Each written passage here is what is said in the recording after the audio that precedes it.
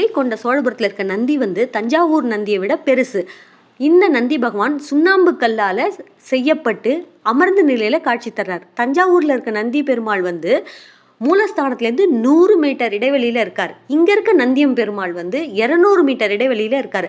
தினமும் காலையில் சூரிய ஒளி இந்த நந்தியின் மீது பட்டு கர்ப்ப கிரகத்தில் இருக்க சுவாமி மேலே பிரதிபலிக்குதான். இந்த அற்புத காட்சியை நாம் கர்ப்ப கிரகத்தில் போயிட்டு விளக்கு வெளிச்சம்லாம் இல்லாமல் இருட்டில் பார்த்தா தான் நம்மளால் உணர முடியும் இந்த அற்புத காட்சின்னு சொல்கிறாங்க.